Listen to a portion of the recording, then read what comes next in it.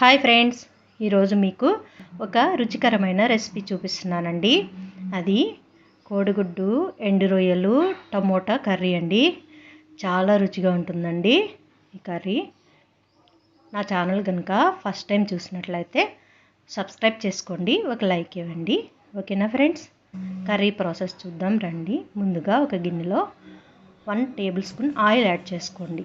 Oil heat అవ్వగానే ఎండు రొయ్యలు నీట్గా క్లీన్ చేసుకోవాలండి. ఇసుక అది లేకుండా చక్కగా క్లీన్ చేసుకోవాలి వాటర్తో.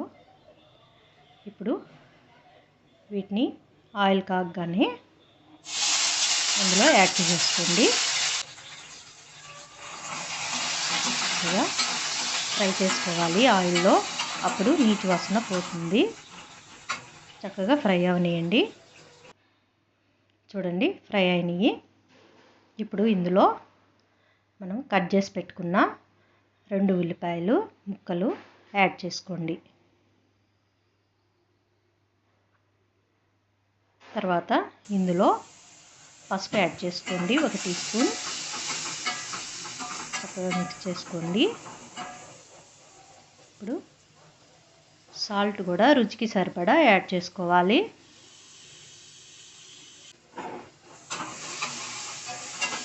ఫ్రై అవ్వండి. ఇప్పుడు పచ్చిమిర్చి కూడా యాడ్ చేసుకోండి. 2 పచ్చిమిర్చి చిన్న చిన్న పీసెస్గా కట్ చేసుకొని యాడ్ చేసుకోవాలి. కరివేపాకు కూడా కొద్దిగా యాడ్ చేసుకోండి. ఇవన్నీ చక్కగా ఫ్రై అవనియాలి. మూత పెట్టుకొని ఒక 2 మినిట్స్ కుక్ అవనియండి. చూడండి, ఉల్లిపాయ ఉడికిపోయింది. ఇప్పుడు టమోటా ముక్కలు కూడా యాడ్ చేసుకోండి. ఒక 3-4 టమోటాలు తీసుకొని చిన్న చిన్న పీసెస్గా కట్ చేసుకొని యాడ్ చేసుకోండి. ఈ టమోటా కూడా సాఫ్ట్గా ఉడికే వరకు చక్కగా ఉడికించుకోవాలి. మూత పెట్టుకొని 2 మినిట్స్ బాగా ఉడకనియండి.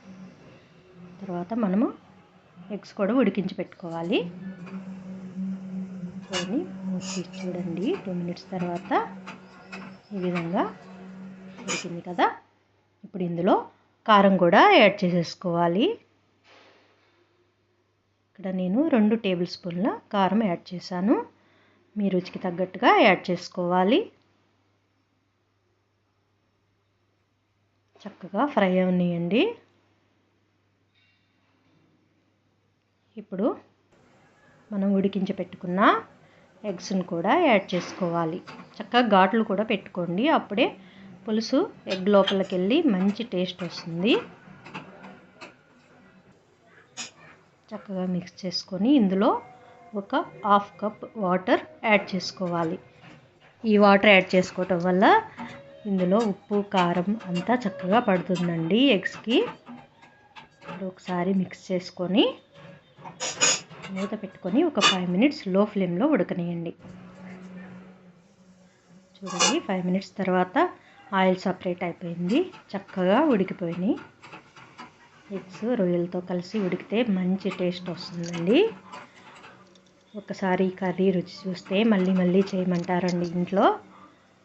లాస్ట్లో కొత్తిమీర యాడ్ చేసేసుకోవటమే. ఇంకా అంతేనండి, వేడి వేడి కోడిగుడ్డు, ఎండు రొయ్యలు, టమోటా కర్రీ రెడీ అయిపోయింది.